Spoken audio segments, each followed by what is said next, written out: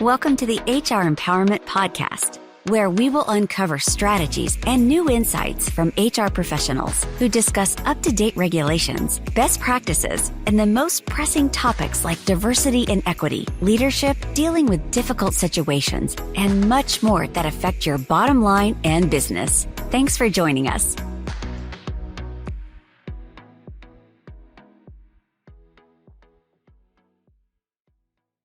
Hey everybody, Wendy Sellers here, the HR lady. I am here with JC, almost in Canada. Yes, it's a pleasure to be back, Wendy. Thanks for having me here today. Really appreciate it. Absolutely. Thanks for showing up and being my sound and everything else guy, and sometimes just running ideas off you to make sure I'm not completely insane, although I am slightly. We also have an amazing international guest with us for episode 4 here, Stephen Short. Hey, Stephen. Hey, thanks a million for having me back again, Wendy. And just on that, for somebody to run ideas past and save us every now and again, we all need a JC in our lives. Oh, we really do. Stephen. We really do. Can I hire this guy and let him follow me around? I tell you, I'll pay you to say that. Right. Oh, like, oh, don't mind my fan club back there. I pay them. Hey, I want to talk to you today about career coaching, career counseling, the whole purpose, to engage employees and keep them and not just keep them because we're desperate for bodies. I ran across this statistic from the Society for Human Resource Management, and it's actually a newer one, a couple months old, reported that on average, it costs the company 6 to 9 months of an employee's salary to replace them. So for an employee making 60 grand US per year, that comes out to $30,000 to $45,000 in recruiting and training costs. As a boom, that's a lot of money.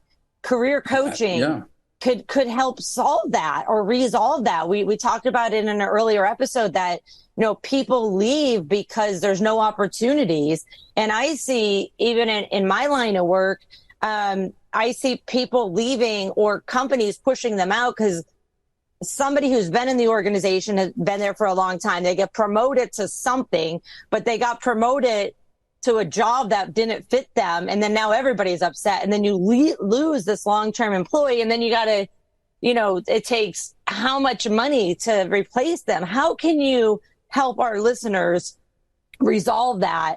And, overnight with the snap of a finger. Just kidding. How can you help our listeners resolve that? How can you do it with the snap of a finger? I mean, I don't know if I can, I don't know if I'm that good, but no, for me, I think, so for me, it's all about people. Everything is about people. Every business is about people. Whether you're a solopreneur, you're still dealing with people.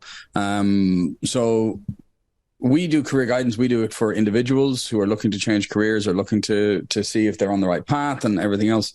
But I've seen this in companies in Ireland and it's the HR, and you and I talked about this in one of the earlier episodes about really how broad and how dynamic the department of HR, like in inverted commas, like it used to be just human relations and that was hiring and firing. And then it became, learning and development and still hiring and firing. And now culture and learning and development and hiring and firing and compliance and this and that and the other.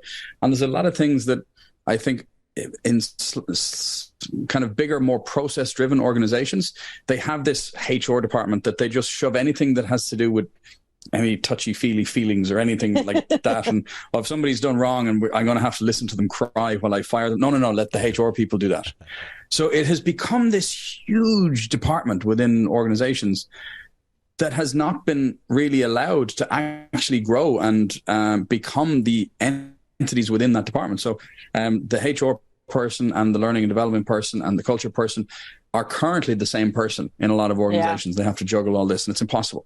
But the bigger organizations that really understand this culture, and to your point on the ones that are really looking to develop and retain the best people, they put more time into this from one-to-one conversations and It can be driven by the organization or it can be facilitated by the organization. So in my opinion, the best way of doing it is facilitating, like having conversations, having one-on-one conversations with people. It's like, look, what are you looking for? What do you want? Like, what's the ultimate goal? We understand that you're here because we're paying you to be here, but hopefully we also have something of value that you're working here as opposed to somebody else or somewhere else.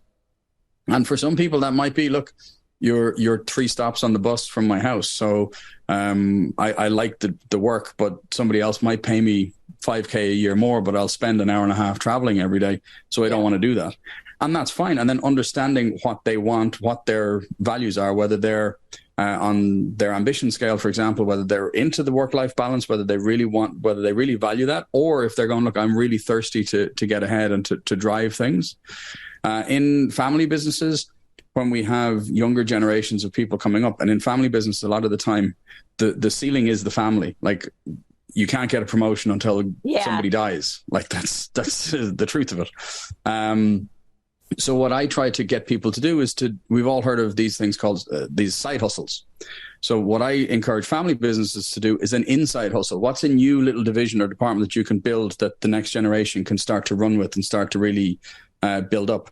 But within bigger organizations, when they have those ceilings, there might be something to have a new division, or there might be a way of being able to develop somebody who's showing real talent, real personality attributes that we want and the culture fit, to keep them to build something new within the organization. So I think that one-on-one and doing some kind of classroom-based teaching, maybe getting people like ourselves in to do leadership academies where we can do something, or the HR manager or somebody can do over a period of weeks to help people on an annual basis to become better leaders, I think is such an incredible investment in the people, which ultimately will be an incredible investment in the future of the business. Yeah, it really is. I love how you just summed that up, because even with small businesses, whether they're family or not, there's not much room to grow with the title. And we all know that title is just a title. It doesn't mean anything. Yeah, it might come with a promotion, but it doesn't mean just because somebody gets a raise doesn't mean they're still going to be happy a week or two down the road. They may take that raise to go negotiate another raise at your competitor. So super important. I love that you mentioned about like a leadership academies, because there are so many things, so many opportunities for small businesses, big businesses to send their employees. Like, you don't have to be the expert internally. You could send them to me, to you, to, a state or country or county based leadership, development program that, it's not always free, but definitely could be affordable. And the networking alone that you meet with people, the biggest thing that I've learned in my career, especially since I became my own company, which I was actually chuckling before one of our earlier episodes. I left my company and I became my own company because I was not happy with the leadership. And it was, sometimes you just gotta say, you know what, I've tried something else, and you know what, I want to help everyone. I want to help as many more people as I can, even if I'm going to be broke for a couple of years. Absolutely. And I mean, they do say the most common thing that is said to an entrepreneur before they become an entrepreneur is, you're fired. Yeah. So people leave the company and they go. There is one thing that just popped into my mind as you were talking there about sending people out to do different courses, and it might not be free. The argument in smaller companies where the budget is limited, I find this more often than in the larger companies, but what if we invest all of this in our people and then they leave? Yeah. And the counter argument to that is always, well, what if you don't help them to grow and they stay? Yeah. Like, then they're just dead weight in your organization. They're not doing anything for you. They're just a body. Yeah. And so many wrong leaders, or lack of leaders, really, they just have a title. They go, yeah, but they're still here. And it's like, yeah, but they're doing the same thing they've been doing, and they're miserable, and they're making other people miserable. That's the biggest thing when I'm working with my clients. When I see employees who are just miserable, like, I want to help that person not be miserable, even if that means helping them find a job somewhere else. But why do you want a miserable person on your team? When you are dealing with, career guidance and helping people find career skills, or, coaching, how does that work? Give us, no names, of course, give us an example of how you're working with another human being, whether it's an individual or a family business. And do you meet with them in person? What goes on in those meetings? So historically, for the career guidance, it has been in person, but then since COVID, we pivoted to online, and everybody still to this day, they prefer the ease of being online. So we would give them a series of assessments to do before we meet them, which is personality, interest inventory, aptitudes, verbal, numerical, abstract reasoning, to be able to get a real rounded, clear picture of their interests, their abilities, their personality, all that kind of stuff. Then what we'll do is we'll have an hour to a 90-minute meeting with that individual to go through the results, to go through the reports, see what their background is, to really understand what they're looking for, why they don't like what they're doing now, or what their thoughts are and ways that they could go. Explore some of the trends that we find in the reports and say, well, what about these types of careers? And this is the description. This is what happens in those careers. Does that sound appealing to you, or is something like this more appealing to you? And then we'll do up a report after that, and then we'll generally meet them again about a week later, just to do a final debrief on the report to help them to understand like where the different avenues for them are. We've actually built a program that'll do this for you automatically now, called Career Fit, where people can get a list of 16 careers that are ideally suited to their unique mix of interests and aptitudes. Now, when we do it with companies, it's generally with the HR people, and the HR people are going to be having those conversations. So we're training those people how to interpret the personality reports. We're training those people a little bit about career guidance. They're more on the corporate side of things, but we're putting it in the context of what the roles require. So understanding the different personalities and attributes for the roles. And the other thing that I say to companies all the time, you need to hire for where you want to be, not where you are now. So understanding what that person who's going to be bringing us to that point is, rather than hiring somebody who just fits the role now. And how can we grow those people? So there might be somebody who's maybe 85% of the way there, but they really get the culture. Brilliant. What can we do on those last 15%? Or maybe they're not as, maybe they are too into the detail and they micromanage people. How can we help them with that to be able to be more of a leader than a micromanager? Or if they feel the emotion when things are going wrong, how can we help them with that habit loop to be able to row back on that so as they don't kind of lose the head and start shouting at people? So all of these things can be taught and can be developed with the learning and development manager to be able to help these individuals become the best leaders that they can be for that organization. I love it. Hey, I think JC has some statistics for us on industrial organizational psychology.